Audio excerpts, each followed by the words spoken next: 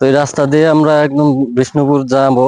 বিষ্ণুপুর পাশে একটা ব্রিজ আছে, তো ওইখানে যে এসে একদম পুরোটা রাস্তা আপনাদেরকে দেখানোর চেষ্টা করব, তো সাথেই থাকুন।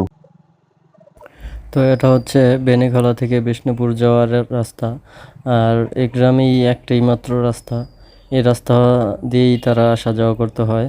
তো ম্যাক্সিমাম সময় তারা আসলে হেঁটেই আসতে হয়। এই যে ছোট ছোট স্কুলের বাচ্চারা, মাদ্রাসার বাচ্চারা হেঁটে আসতেছে, কারণ একটু বৃষ্টি হলেই মাটির রাস্তা যেহেতু প্যাঁকাদা হয়ে যায়, পিছল হয়ে যায়, এদিক দিয়ে গাড়ি আসে না তেমন একটা।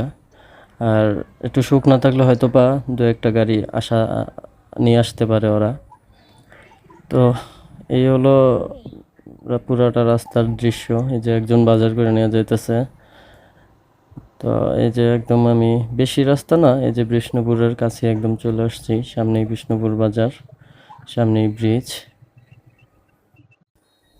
এটা হচ্ছে বিষ্ণুপুর বাজার থেকে বেনিখোলার যে রাস্তা, আর এটা হচ্ছে ব্রিজ। এই সামনের এটা হচ্ছে একটা মাদ্রাসা, আর ওই যে বিষ্ণুপুরের বড় ব্রিজ, এবং সামনে এই যে বাজার।